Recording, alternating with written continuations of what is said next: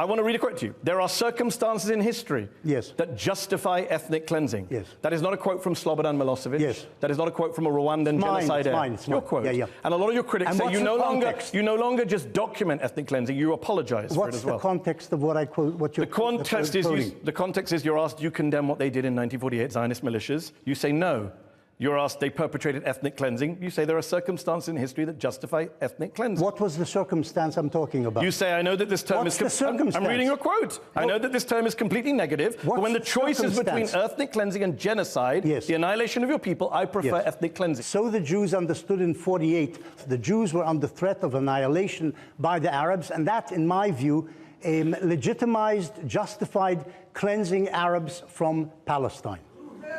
The Jews were threatened with death by a second genocide after the Nazi genocide. The Hutus said exactly the same thing about the Tutsis in 1994. They were talking about the Zionists?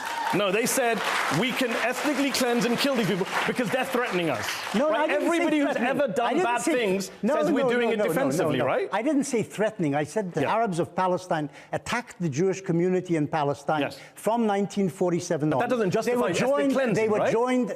You can't justify a war crime, a crime against humanity. Ethnic cleansing is not regarded as a war crime by any... So you're fine with it? It's not a matter of fine. It's not a happy event. I'm trying to understand. We're not I prefer ethnic cleansing of the other to being massacred my own people. Yes, sure. Even if that involves innocent people being driven from their homes and not allowed to come back? Yes, if you're under threat... How does that fit with Zionists wanted to share the land? Because, of course, the Zionists wanted... No, you're mixing up the times, the chronology. The Zionists were willing to share the land. The Arabs said no. The Arabs attacked them. And from that point on, the Jews, to defend themselves properly, they would have to drive out Arabs from certain areas from which the Arabs were attacking the Jewish community. So it was a pragmatic thing in the heat of war? It wasn't ideological, it was pragmatic. Even though you yourself say that transfer was inevitable and inbuilt into Zionism. Your words. It depends what you mean by transfer. A transfer... Depends what you mean by transfer. You're the one using the euphemism. It depends... No. It depends what part of the population we're talking about. Total transfer was never any part of Zionist policy. Partial transfer.